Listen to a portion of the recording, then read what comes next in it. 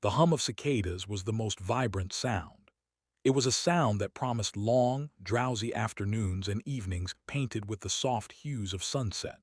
For Reverend Thomas Nelson and his wife Mary, this symphony of insects was the soundtrack to the life they had desperately sought, a stark counterpoint to the cacophony of their past. 7 years they had been adrift in the quiet embrace of this South Carolina town, seeking a refuge that felt more like a sanctuary. Pickens was a postcard town, its main street lined with quaint storefronts, its courthouse square dominated by a stoic, white-columned building that exuded an air of timeless permanence. Here, the pace of life was dictated by the sun's slow arc across the sky and the gentle rhythm of church bells. It was a world away from the clamor, the judgment, and the gnawing emptiness that had defined their existence before. They had arrived like shipwrecked mariners, clinging to the battered remnants of their former lives, their eyes scanning the horizon for any sign of solid ground. The tragedy that had driven them here was a chasm, deep and dark, that had swallowed their joy whole. It was a wound that had never truly healed, a phantom limb that throbbed with a persistent, dull ache.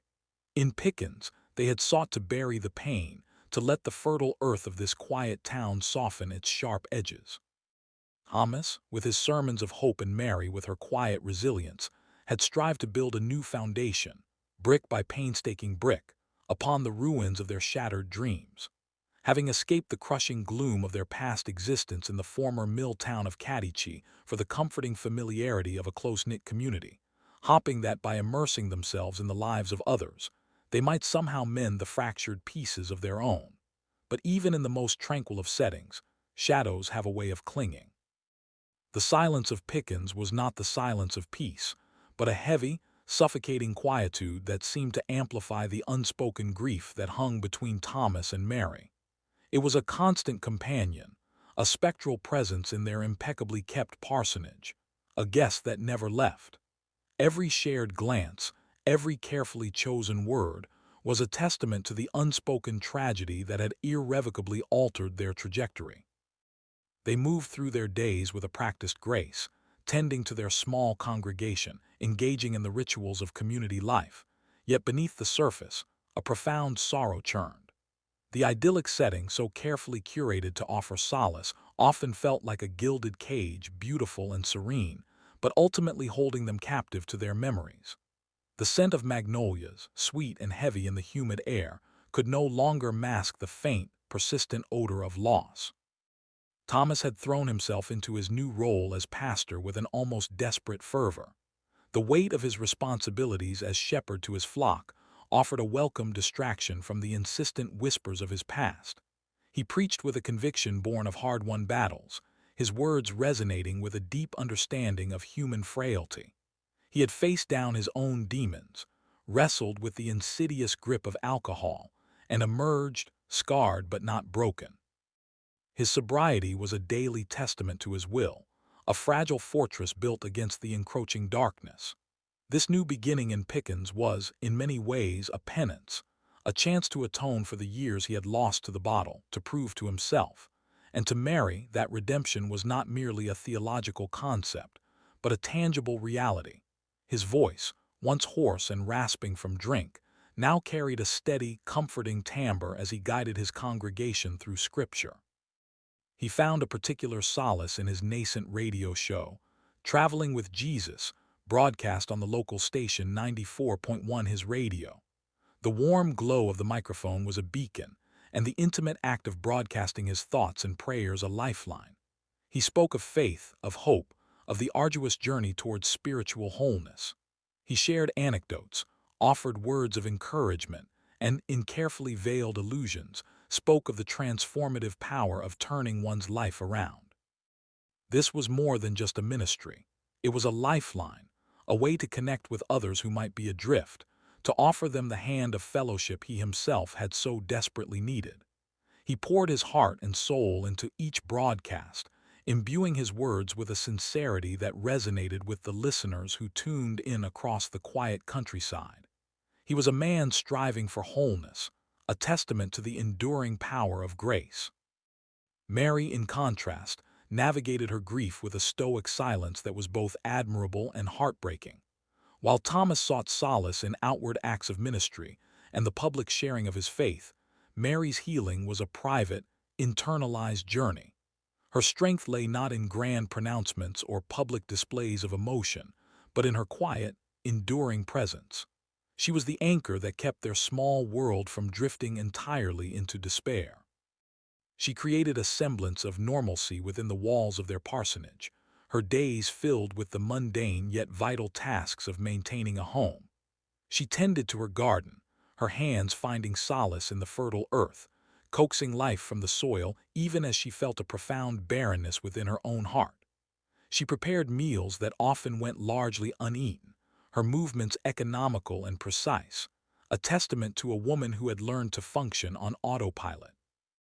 Yet even in the most ordered existence, the ghosts of what was lost could not be entirely banished. A faded photograph on the mantelpiece, a child's drawing tucked away in a forgotten drawer, a favorite armchair left perpetually empty. These were the subtle cues, the silent reminders of the gaping wound that still bled within her. She would sometimes trace the outlines of these tangible remnants of their past, her fingers seeking a connection that was no longer there. Her quiet strength was not an absence of pain, but a profound capacity to endure it, to carry its weight without buckling. She was a woman defined by her quiet fortitude, her love for Thomas, a silent testament to their shared history, even as the shadow of their loss stretched long between them. The silence of Pickens was, in many ways, a deliberate choice, an attempt to outrun the echoes of a life they could no longer bear. Their previous home, a place once filled with laughter and light, had become a mausoleum of memories, each room, each object, a painful reminder of what had been irrevocably stolen. They had packed their belongings, not with the hope of finding a new beginning, but with the desperate need to escape the suffocating embrace of their grief. The decision to move to Pickens was a leap of faith, a gamble that a change of scenery could somehow alter the landscape of their souls. They craved the anonymity of a new town, where their tragedy would not be a subject of whispered gossip, where they could simply be the pastor and his wife, not the grieving parents, not the survivors of unspeakable horror. In Pickens, they found a measure of peace, a fragile calm that allowed them to breathe again. Thomas threw himself into his pastoral duties, his sermons a balm to his own wounded spirit. He found a renewed sense of purpose in leading his small congregation, his words of faith and redemption echoing his own hard-won journey. He spoke of hope, of the possibility of second chances, of the enduring power of divine grace. His voice, once cracked and uncertain, now carried a steady conviction, a testament to the battles he had fought and won against his own demons. He had wrestled with the bottle with despair, and had emerged not unscathed but resolute.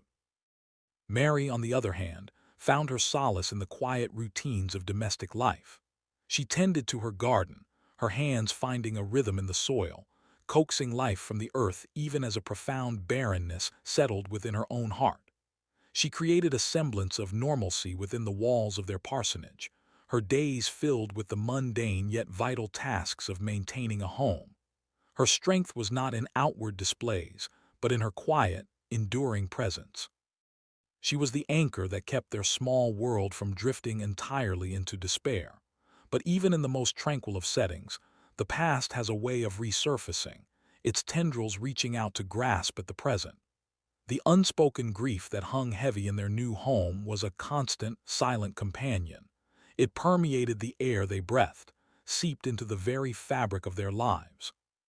The idyllic setting, so carefully curated to offer solace, often felt like a gilded cage, beautiful and serene, but ultimately holding them captive to their memories.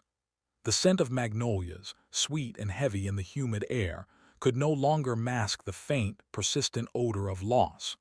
The silence of Pickens was not the silence of peace, but a heavy, suffocating quietude that seemed to amplify the unspoken grief that hung between Thomas and Mary. It was a constant reminder of the chasm that had swallowed their joy whole, a wound that had never truly healed. The memory of Wyatt, their 10-year-old son, was the most potent echo of their loss.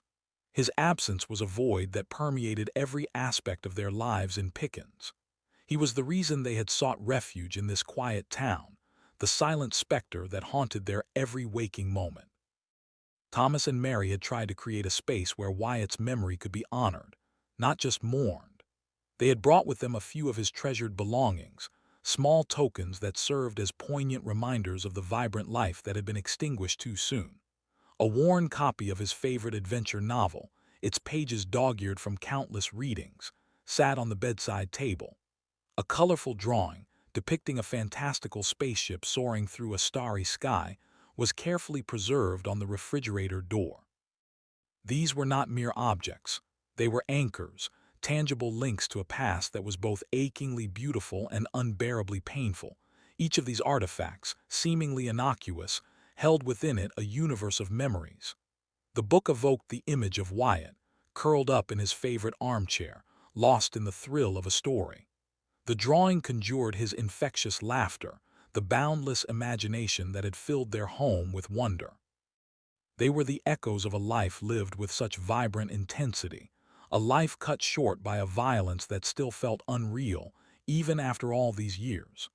The weight of his absence was a physical burden, a constant ache in their chests.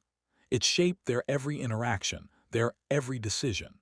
They walked on tiptoe through the landscape of their grief, afraid to disturb the fragile peace they had so painstakingly constructed. Thomas's radio show, Traveling with Jesus, had become more than just a ministry. It was a lifeline, a way to connect with others who might be adrift, to offer them the hand of fellowship he himself had so desperately needed. The studio was a sanctuary, its bright beacon in the encroaching darkness. The intimate act of broadcasting his thoughts and prayers was a way to channel his past pain into present purpose. He spoke of faith, of hope, of the arduous journey towards spiritual wholeness.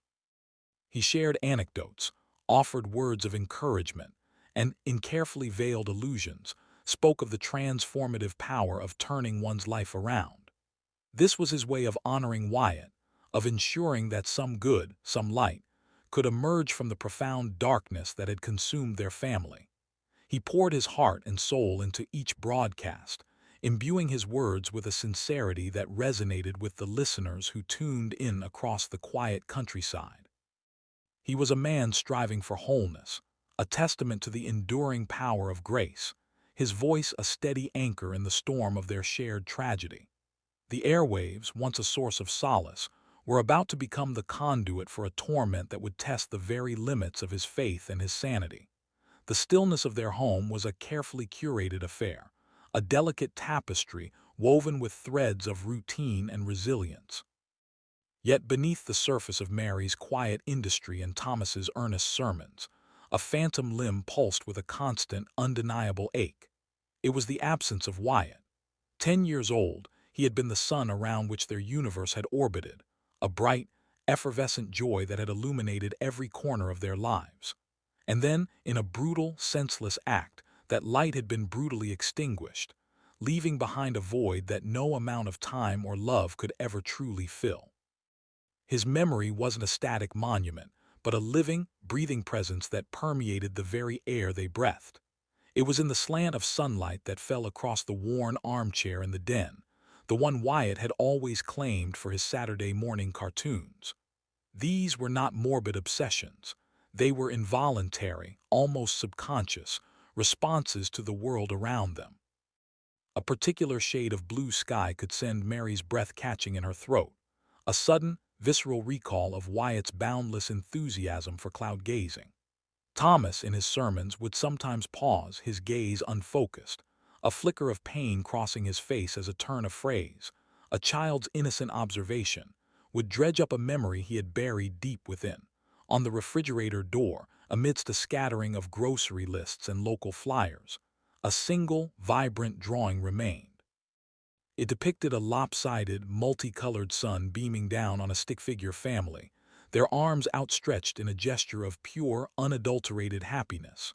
Wyatt's name, scrawled in his earnest, slightly clumsy script, was proudly displayed at the bottom. Mary had meant to take it down countless times, to replace it with something more current, something less raw. But each time her hand would falter. That drawing, with its childlike simplicity and profound optimism, was a defiant testament to the love that had existed, a silent, colorful shout against the encroaching darkness. It was a shard of the pure, untarnished joy that had once been theirs, a stark contrast to the muted hues of their present reality. His favorite book, a well-loved copy of Alice in Wonderland, sat on the bedside table in the guest room, a room that had once been his haven of imagination. The pages were dog-eared, the spine cracked, bearing the silent witness to countless hours of immersive reading. Mary would occasionally run her fingers over the embossed title, a phantom echo of Wyatt's excited whispers as he'd recounted Alice's first journey through the rabbit hole. It was a relic, yes, but more than that, it was a tangible connection, a portal back to a time when their greatest worry was the occasional skinned knee or a disagreement over bedtime. The adventures within its pages now served as a poignant counterpoint to the unspeakable tragedy that had befallen their own family. The ache of his absence was a constant companion, a low thrumming beneath the surface of their days. It manifested in 1,000 subtle ways. Thomas, preparing his Sunday sermons, would find himself lingering over passages that spoke of loss, of fathers and sons, his voice often thickening with unshed tears. He would dedicate entire sermons to themes of faith in the face of suffering, not as a detached theologian, but as a man wrestling with the profoundest questions of existence, his own pain a raw, undeniable undercurrent. Mary, tending to her garden, would often pause, her hands stilling in the rich soil, her gaze fixed on a patch of wildflowers that Wyatt had once declared his favorites, a bittersweet smile playing on her lips. These were not moments of wallowing. They were moments of remembrance, of quiet communion with the memory of a love that had shaped them, a love that the passage of time, however cruel, could never truly diminish. The silence in their home was no longer just the absence of noise. It was a heavy, palpable entity, imbued with the ghost of Wyatt's laughter, his boisterous calls, his innocent questions. It was a silence that echoed with the unsaid, the undone, the irrevocably lost. When Thomas spoke of his radio ministry, of reaching out to lost souls, he was, in a way, reaching for his son, attempting to reclaim some small piece of the innocence that had been stolen. He was searching for a way to make meaning out of the senseless, to find a path towards healing not just for himself, but for all those who had known the sharp sting of loss. Mary, in her quiet way, understood this drive. She saw the desperate need in his eyes, the way he clung to his faith like a drowning man to a life raft. She offered her support, her steady presence, a silent anchor in the turbulent waters of his grief. They learned to navigate the world as parents who had lost a child, a designation that carried its own silent, unspoken burden. At community gatherings, Mary would often find herself watching other mothers with their children, a pang of yearning sharp and sudden. She would offer a gentle smile, a kind word, but there was always a subtle distance, a private sorrow that set her apart. Thomas, seeing a young boy who bore a fleeting resemblance to Wyatt, would sometimes find himself momentarily frozen, the past crashing over him with an unexpected force. These were the moments when the carefully constructed walls of their composure would threaten to crumble, when the enormity of their loss would press in, suffocating and relentless. Yet, in the heart of that profound sorrow, a stubborn ember of love continued to glow. It was the love for Wyatt, a love that had been forged in the crucible of shared laughter, whispered secrets, and the simple, everyday joys of family life. It was a love that had been tested, broken, and yet, in its enduring strength, had become something even more profound. It was a love that would continue to shape their lives, to guide their actions, and to whisper its presence in the quiet corners of their home, a constant, poignant reminder of the son they had lost, but would never, ever forget. The shadow of Wyatt stretched long and deep over their lives, a constant reminder of what had been, and what would forever remain achingly absent.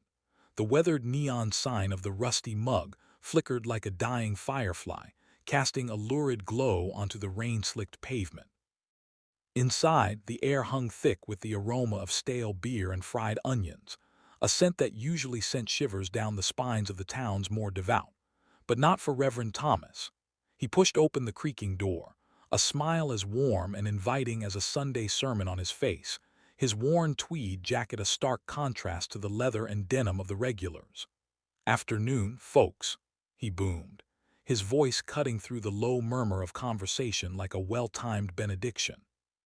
A few heads turned, a mixture of surprise and amusement lighting up the faces of the men hunched over their drinks. "Just looking for a little of that liquid inspiration, if you be so kind. Black, no sugar, please."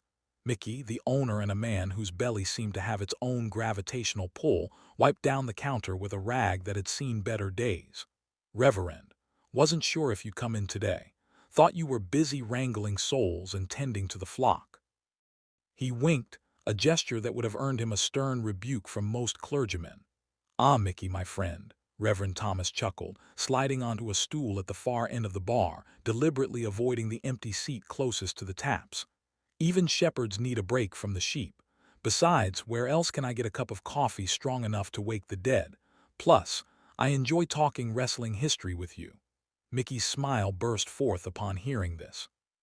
His eyes sparkled with joy, as his cheeks lifted into a charming grin. The light in his eyes spoke volumes, revealing his genuine happiness and warmth in this moment of genuine friendship. The patrons, a motley crew of weathered faces and calloused hands, seemed to appreciate the analogy.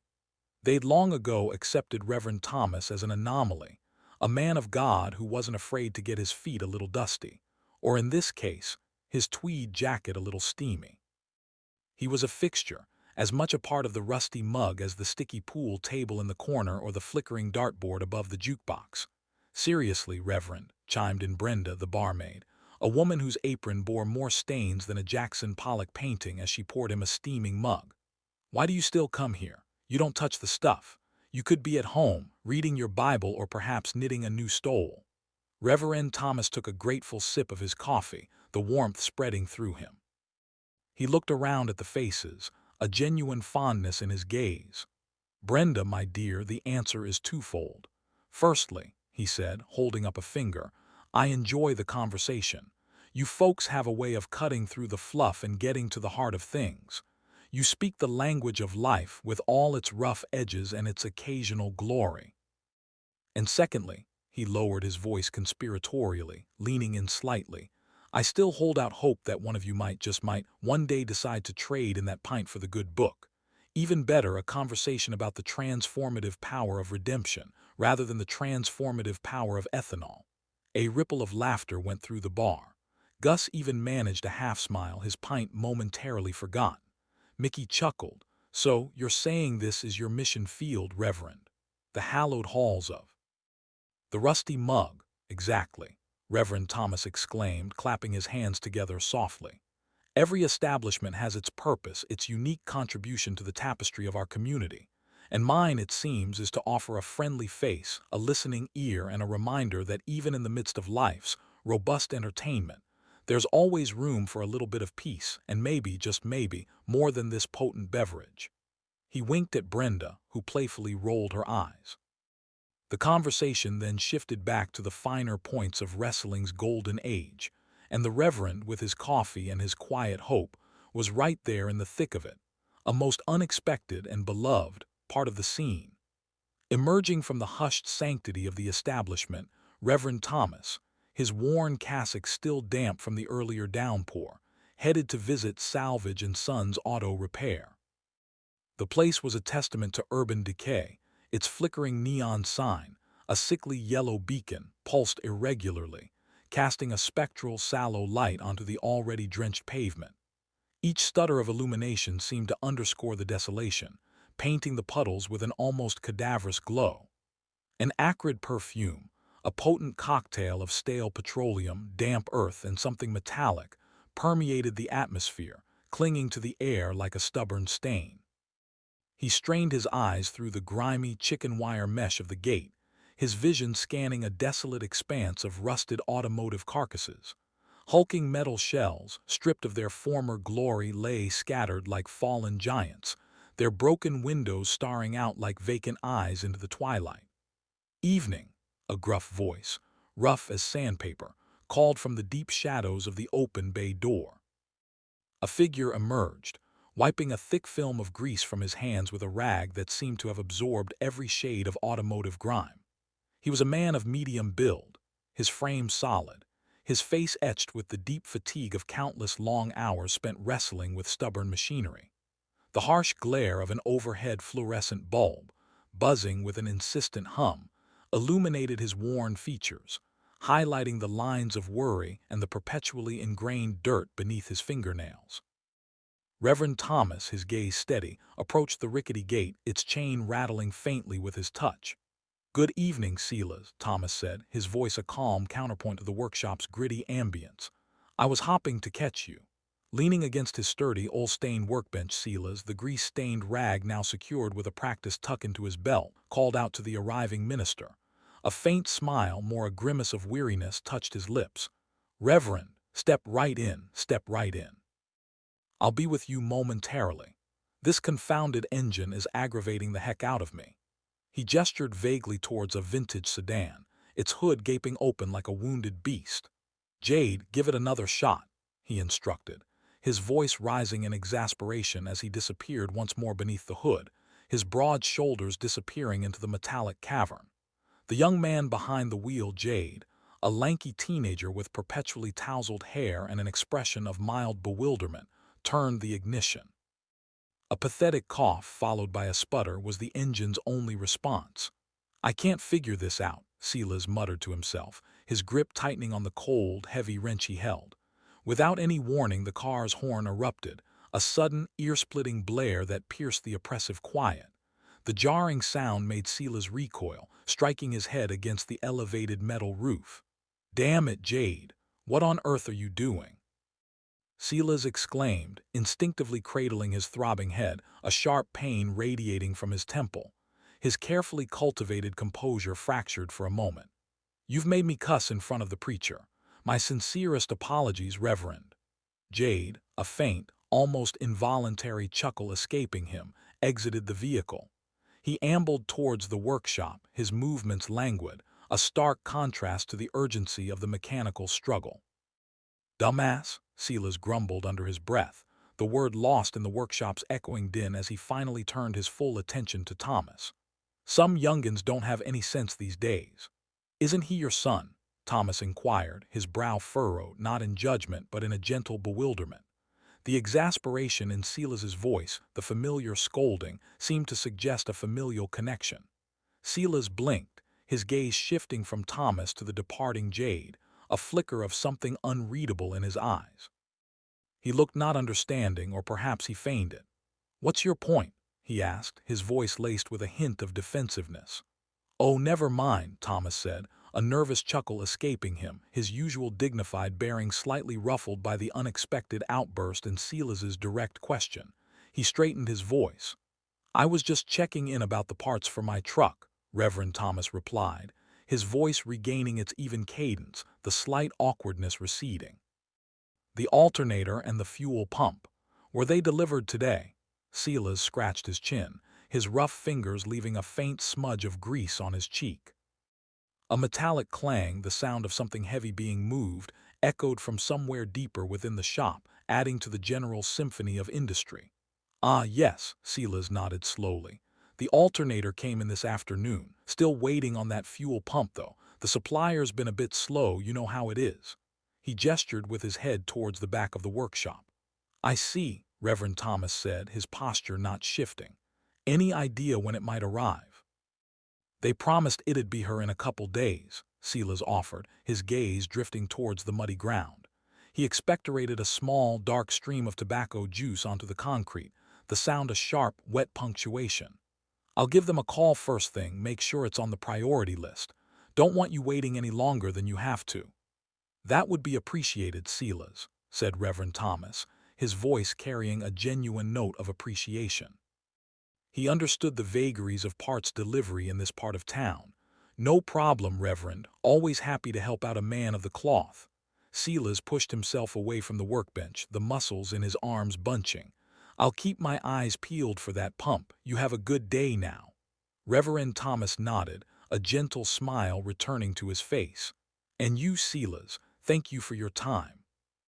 He turned from the gate, the flickering neon of Salvage and Sons, its sickly glow now seeming almost melancholic, receding behind him. The rain had eased to a fine, persistent mist, clinging to his cassock and hair like a shroud. He walked with a measured pace towards his car, parked further down the street, the quiet rumble of its engine a welcome prospect after the chaotic symphony of the auto shop. Thomas had long felt a calling, a persistent whisper in the quiet hours that urged him beyond the confines of his familiar pulpit.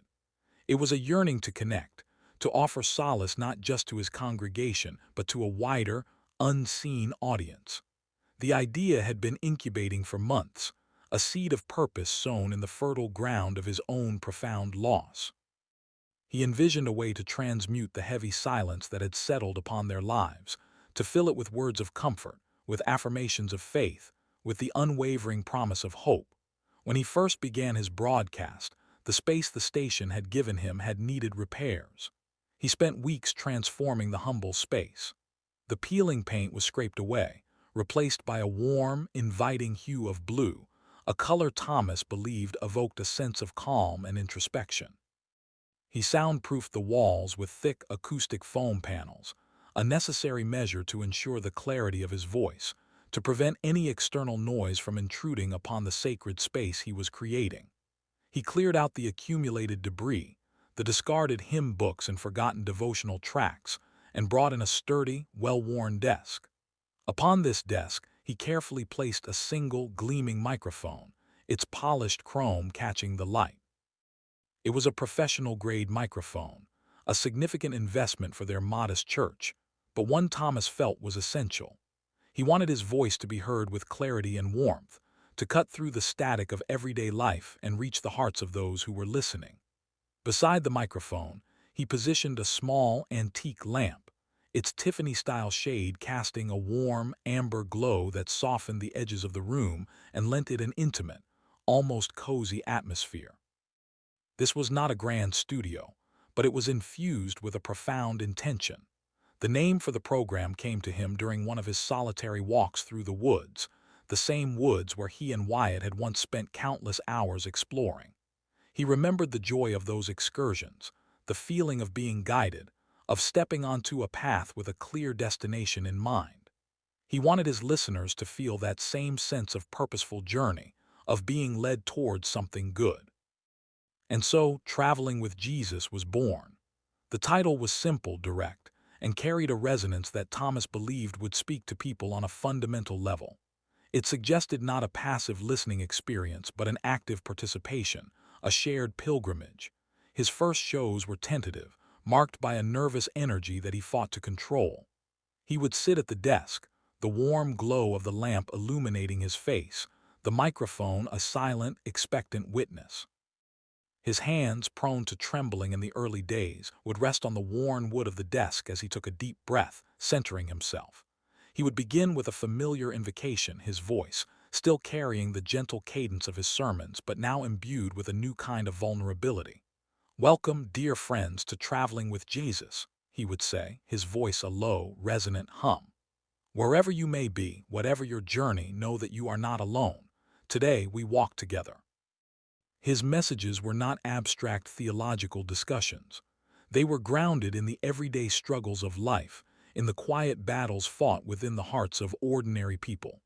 He spoke of loss, not in the abstract, but with the raw honesty of a man who had walked through its darkest valleys. He spoke of faith, not as a passive acceptance, but as an active, often arduous choice.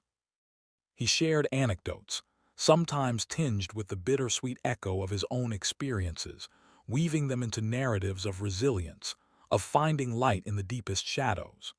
He spoke of the small miracles that punctuated ordinary days, the unexpected kindness of a stranger, the beauty of a sunrise, the comfort of a shared meal. These were the building blocks of hope, the quiet affirmations that could help to mend a fractured spirit. He envisioned his listeners scattered across the vast landscape, perhaps in their cars on lonely highways, in their kitchens while preparing dinner, or in the quiet solitude of their bedrooms. He imagined them finding solace in his words, a sense of companionship in his voice. He wanted traveling with Jesus to be a beacon, a point of light in the often overwhelming darkness of existence. He imagined it as a sanctuary, a space where the weight of the world could be momentarily set aside, where a gentle hand could be extended, not to judge, but to guide. The intimacy of the small studio aided to this vision. The proximity of the microphone, the soft light, the quiet stillness, it all conspired to create an atmosphere of genuine connection. Thomas would often close his eyes as he spoke, feeling as though he were in conversation with each individual listener. He would picture them, their faces etched with worry, their shoulders slumped with weariness, and he would direct his words to them with a heartfelt earnestness. He wasn't performing. He was sharing, offering a piece of his own journey, hoping it would resonate with theirs. He remembered his own moments of profound loneliness after Wyatt's death, the suffocating feeling of being adrift in a sea of grief. He recalled the desperate search for a sign, for a word of comfort that felt truly personal, truly understanding. It was this memory, this deep empathy born of his own pain, that fueled his broadcasts. He was speaking to the person he had been in those darkest days, offering them the very words he had longed to hear. The initial broadcasts were met with a quiet reception. Letters began to trickle in, first a few, then a steady stream. They came from places near and far, from individuals who had stumbled upon the station by chance, or who had been told about it by a friend. The letters spoke of gratitude, of how Thomas's words had provided comfort during difficult times, of how they had reignited a faltering faith. One woman wrote about listening to the show while caring for her ailing mother, finding strength in his words to face each new day. A man wrote about his struggles with loneliness after a divorce, and how traveling with Jesus had become a source of companionship. Thomas read each letter with a profound sense of humility and awe. This was more than just a radio show. It was a lifeline. He recognized that the traveling in his show's title was not just a metaphor for a spiritual journey, but for the very act of navigating life's challenges. He understood that everyone was on a journey, facing their own unique set of obstacles, their own valleys and mountaintops. His aim was to walk alongside them, to offer a steady presence, a comforting voice in the wilderness. He wasn't offering easy answers or quick fixes. He was offering companionship, a reminder that even in the midst of hardship, there was always a path forward, guided by faith. The studio, though small, became a powerful space. The lamp seemed to radiate outwards, carrying Thomas's message of hope into the lives of countless individuals. It was a space where pain was acknowledged, where loss was understood, and where the enduring power of faith was celebrated. It was here, in this humble sanctuary, that Thomas began to weave his tapestry of solace, thread by thread, word by word, reaching out from the quiet of Pickens to touch the lives of those who needed to hear that they were not alone on their journey.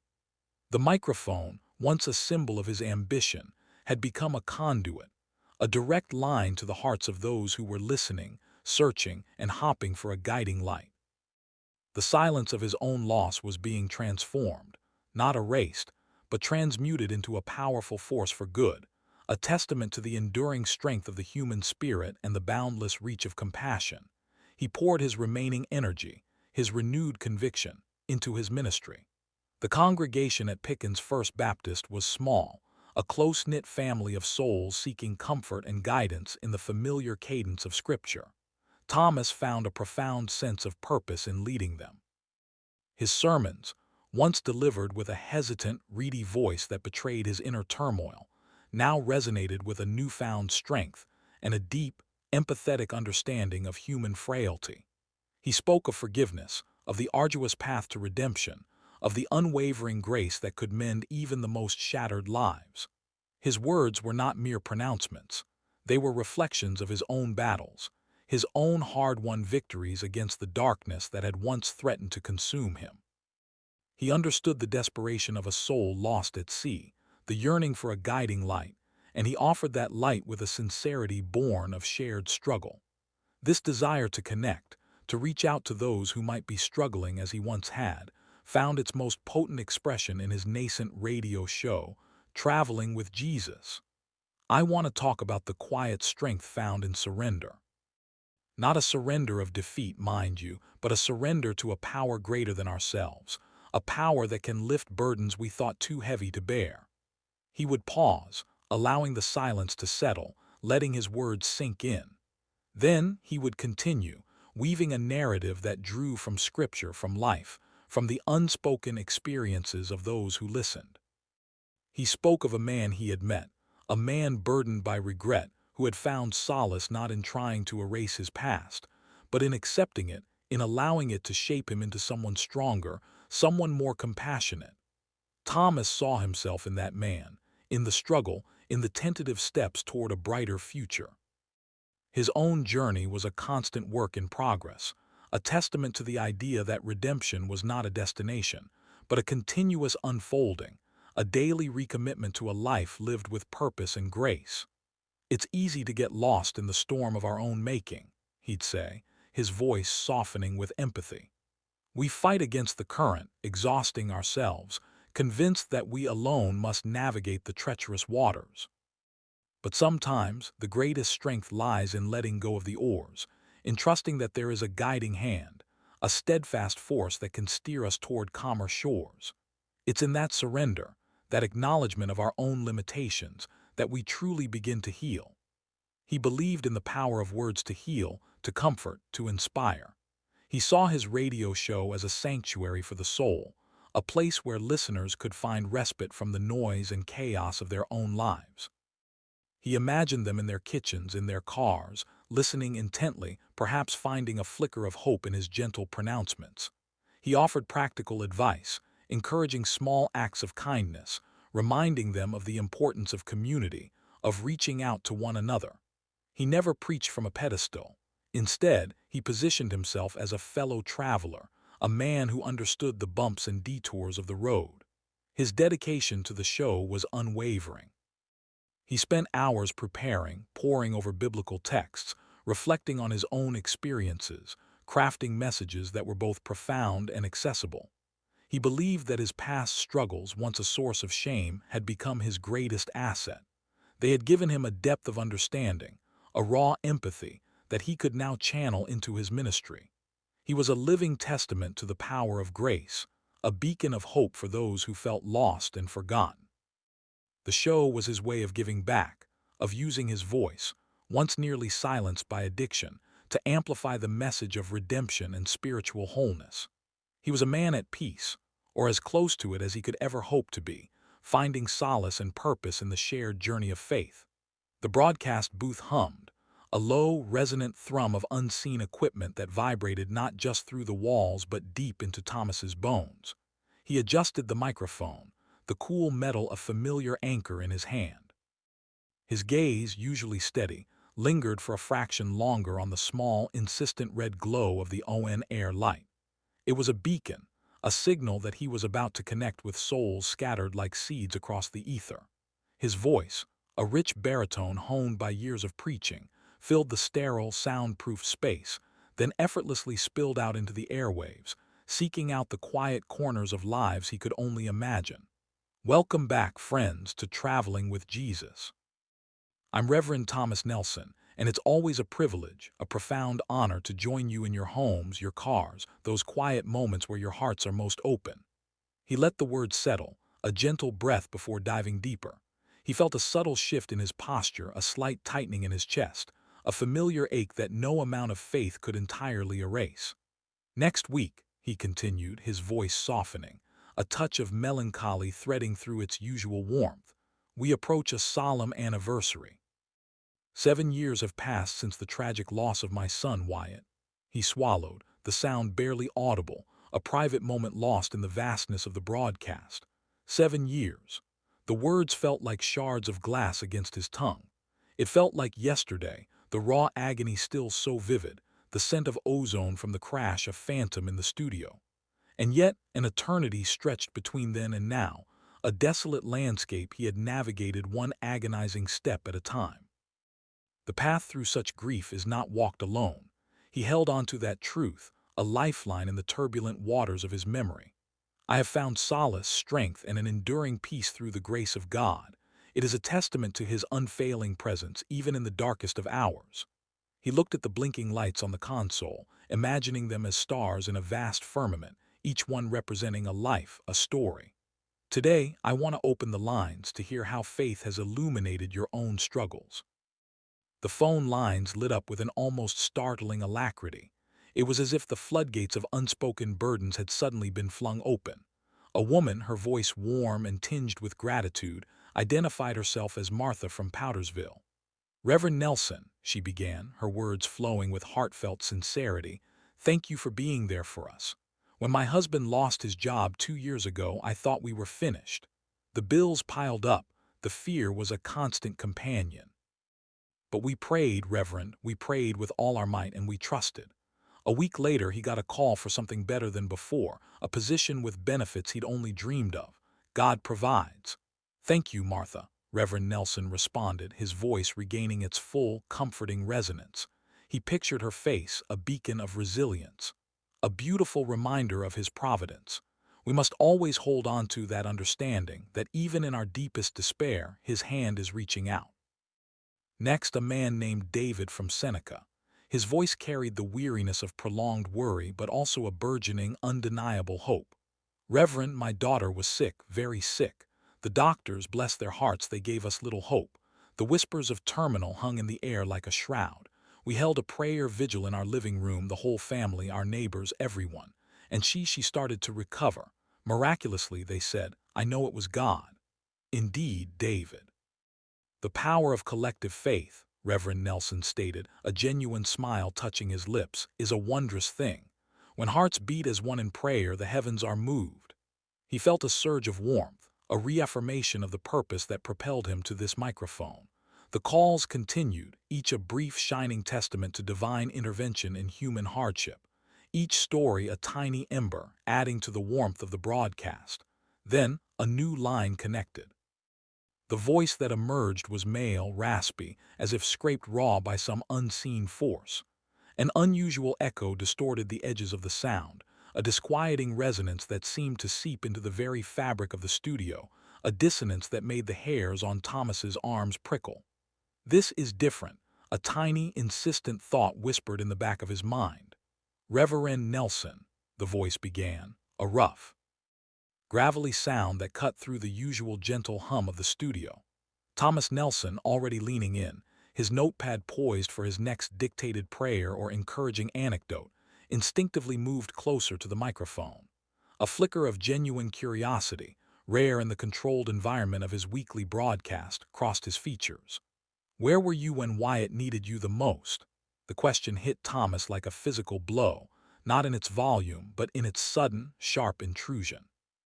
His hand, which had been resting lightly on the worn leather of his notepad, stilled, the pen threatening to roll. A strange, cold sensation, completely unrelated to the studio's carefully regulated climate, began to snake its way up his spine. He fumbled slightly, adjusting the microphone's angle, a subtle shift that masked the tremor starting in his fingers. His brow furrowed, a network of fine lines deepening as he struggled to process the words.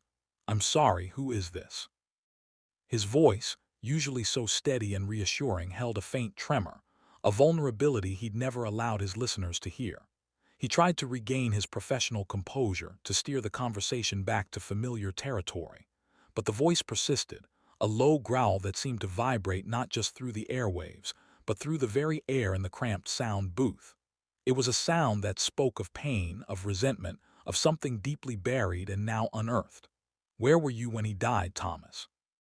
When he truly needed his father. The studio felt suddenly colder, the sterile air thick with an unspoken accusation. Thomas's gaze darted, unbidden, to the complex array of buttons and dials on the soundboard, as if searching for a visible source of this spectral presence. Then his eyes snapped back to the microphone, as if it were a direct conduit to this unwelcome intrusion. A hot flush rose in his cheeks, a mix of embarrassment and a dawning, sickening fear. I don't understand who this is," he stammered, his voice barely above a whisper. He knew with a chilling certainty that this was no ordinary caller seeking spiritual guidance. This was something else entirely, something personal and deeply unsettling. There was a rustle, a brief crackle of static that sounded like a dying breath, and then silence.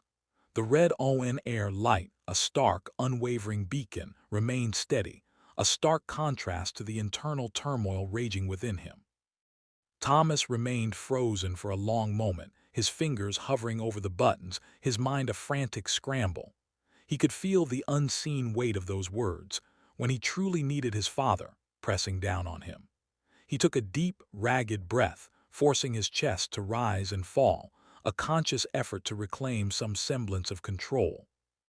"An unfortunate prank," he announced, the words emerging with a forced heartiness, his voice regaining its measured cadence, though a slight edge of disquiet, a subtle tremor of unease, could still be detected by anyone listening closely. He forced a smile, hoping it translated through the microphone. "My apologies, listeners. Let us not allow such ugliness to detract from our time together. We have other callers waiting." He returned to the calls, his demeanor outwardly composed, a practiced mask of pastoral calm. But beneath the surface, a peculiar shadow had fallen over the broadcast. Each familiar story of faith and deliverance felt a little hollower, a little less potent. The remaining minutes ticked by, a slow, deliberate march, and Thomas found himself glancing at the clock more often than usual, an unspoken urgency to escape the confines of the booth. When the final segment concluded, and the off-air light glowed a reassuring green, Thomas pushed back from the console, the worn leather of his chair creaking in the sudden quiet. Linda, his producer, a woman with sharp, observant eyes and a perpetual air of brisk efficiency, stood just outside the booth's glass, her arms crossed. "That last caller, Thomas," she said, her voice a low rumble that cut through the lingering tension. Her gaze was direct, unwavering, and Thomas knew she had heard more than he had let on. "What was that about?" Thomas met her gaze, his expression carefully unreadable, a skill honed over years of dealing with the complex emotions of his flock. He could feel the lingering echo of that disembodied voice, the accusation hanging in the air between them. "Idea, Linda," he said, the words a little too smooth, a little too dismissive. He offered no further explanation, his mind already moving beyond the immediate encounter, towards the lingering, unsettling echo of that voice, and the ghost of a question that had ripped through the carefully constructed edifice of his piece. He knew, with a gnawing certainty, that this was not the end of it. His gaze fixed on the darkening sky as he drove, the engine's low thrum a weak counterpoint to the insistent, gnawing worry that had taken root. He replayed the peculiar phone call from earlier that afternoon, the chill of it settling deeper with every mile. The voice on the other end, devoid of inflection, had simply inquired, "Where were you the day Wyatt was murdered?" The question hung in the air, a discordant note in the otherwise predictable hum of his day, and it felt less like a query and more like an accusation. He dismissed it, of course. A prank. A misguided attempt at humor by someone with a morbid streak, he told himself, forcing a laugh that had felt hollow even to his own ears. But the unnerving directness of the query lingered, a faint, unsettling resonance that refused to fade. A knot of dread tightened in his stomach, a betrayal of his own ingrained belief in the inherent decency of people. Was it possible? Could someone truly be that cruel? The thought of confessing his whereabouts, of admitting he'd spent that entire afternoon alone, lost in a haze of self-pity and a bottle of cheap whiskey. It was a truth he'd buried deep, a shameful episode he guarded fiercely. To reveal it now, to expose that weakness to whoever was behind this insidious question, felt like a violation of his own privacy, a forced exposure he desperately wanted to avoid. Yet the silence felt heavier, more incriminating. The antagonist, this unseen interrogator, was forcing him to confront a past he'd worked so hard to forget, and the fear of what they might do with that knowledge was a cold, hard fist clenching around his heart. He had to make a choice: remain silent and let suspicion fester, or confess a truth that would strip him bare. Neither felt like a win. The turnoff for his street appeared, a familiar gateway promising a sanctuary he craved after the day's performance. As he pulled into the driveway, the porch light flickered on, a luminous invitation from the heart of his world. The front door opened before he could even reach it, a testament to her unwavering anticipation. Mary, her face bathed in the golden glow emanating from within, was a vision of welcome. She moved towards him with a grace that always stole his breath, her arms extending not just in greeting, but in a desperate, yearning embrace. She enveloped him in a hug that spoke volumes of familiar comfort, of a love that was his bedrock, his anchor in a sea of uncertainty. A soft, tender kiss brushed his cheek, a gentle imprint of her affection, a silent question laced with concern. "Thomas, darling, how was your show?" she asked, her voice a melody, bright and hopeful, striving to chase away any lingering shadows from his day. "It was great, Mary," he replied, his voice a carefully constructed calm, an even keel that belied the tremor in his hands. He steered her gently, his touch a silent vow of protection, towards the living room, towards the haven they had built together. The callers seemed particularly receptive to the sermon. It felt good. He observed her then, his gaze lingering on the subtle, almost imperceptible signs of the profound grief that still shadowed her eyes. A deep, aching wound left by Wyatt's untimely departure, a wound that he felt keenly as if it were his own. The caller's question, so jarringly out of context, so invasive and personal, had unsettled him, dredging up fears he had tried so hard to bury. He decided with a pang of regret against mentioning it, a tiny fissure in their shared truth. "How was your day?" he asked, his voice softening, shifting the focus, eager to immerse himself in the quiet rhythm of their shared existence, to find solace in her presence. "Oh, you know," Mary began, her fingers tracing the intricate pattern on a plush throw pillow as she settled onto the comforting familiarity of the sofa, her movements fluid and relaxed. "The usual. Mrs. Gable called about the bake sale, a lively debate about whether or not to include walnuts this year. And I managed to finally get that stubborn rosebush to cooperate, you know, the one by the trellis. It's decided to grace us with its blossoms at long last." A gentle smile, a beacon of her resilience, touched her lips, illuminating her face. "And the mail brought a most peculiar flyer today. It advertised a chrono gardening service. Apparently, they can help your plants bloom in reverse, showing you their entire life cycle from withered bud to full bloom in a single afternoon. Quite fantastic, don't you think?" Thomas chuckled softly, a sound that felt hollow, a manufactured cadence that settled somewhere between genuine amusement and the nervous evasion he was so adept at employing. He longed to laugh freely, unburdened, but the weight of his secret held him captive. "Fantastical indeed," he agreed, his voice tinged with a melancholy he couldn't quite mask. He longed to reach for her, to draw her close and whisper his fears, but the words remained trapped. "Maybe someday it'll work on humans too," the thought hung in the air, a fragile wish, a desperate hope he couldn't vocalize.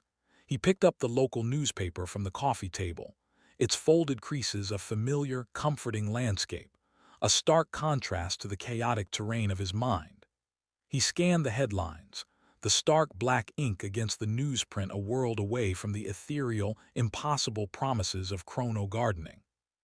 The day's mundane events, the predictable rhythm of their shared existence, felt like a carefully constructed dam, built with the bricks of their love and shared memories, against the unsettling, surging currents of the unknown, a barrier he desperately needed to maintain for her sake, for their sake.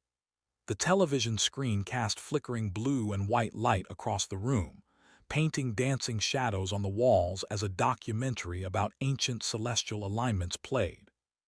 Mary, a warm weight nestled beside him, offered him a plate of freshly baked cookies.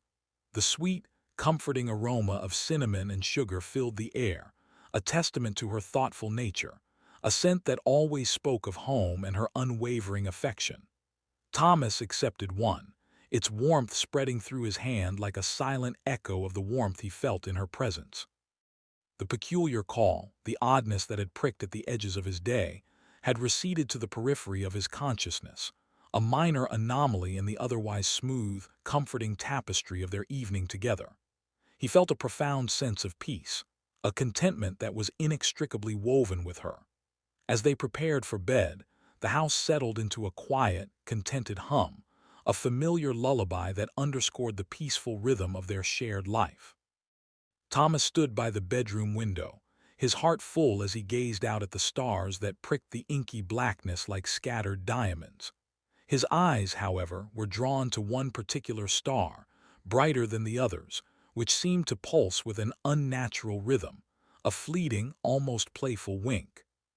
He blinked and the pulsing ceased, leaving only the steady, distant glow, and he shook his head, attributing the anomaly to fatigue, his mind already softening the edges of the oddness, eager to hold onto the tranquility of the night.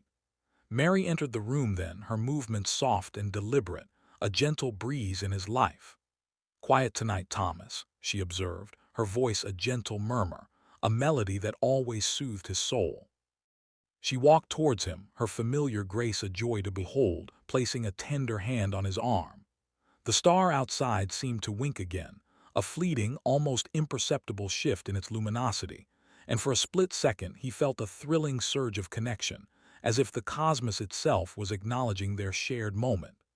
"Just reflecting," he said, his gaze still fixed on the night sky, though his heart was already turning towards her. He turned to her, his smile slow and genuine, a testament to the deep well of affection he held for her. "It was a good day, Mary, a very good day." He brushed a stray strand of hair from her forehead, a simple gesture imbued with a lifetime of love, the familiar comfort of her presence a grounding force against any fleeting unease. The strange call, the chrono-gardening flyers, the show, they were just fleeting, insignificant whispers in the quiet, profound solidity of their shared life, a life built on trust and an enduring, all-encompassing love. He met her eyes, and in their warm, loving depths, he saw only the peaceful, radiant reflection of the wonderful world God had blessed him with, a world made infinitely more beautiful and complete by her. Thomas stepped through the imposing double doors into the station's labyrinthine corridors, the air already buzzing with a low-grade hum of activity. The scent of stale coffee and a faint, metallic tang of aging electronics hung in the air, a familiar olfactory signature of the place he knew so well. He was heading towards the studio for the upcoming show, his mind already beginning to calibrate to the rhythm of the broadcast. Further down the hall, a sliver of light bled from a slightly ajar door, and from it emerged Linda. Her gait was a testament to her inherent focus, each step measured and purposeful.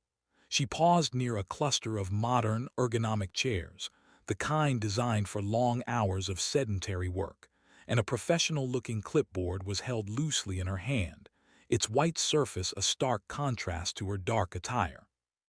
Adjacent to her, a young man stood, his posture a study in tentative preparedness, a subtle rigidity in his shoulders that spoke of a newness to his surroundings.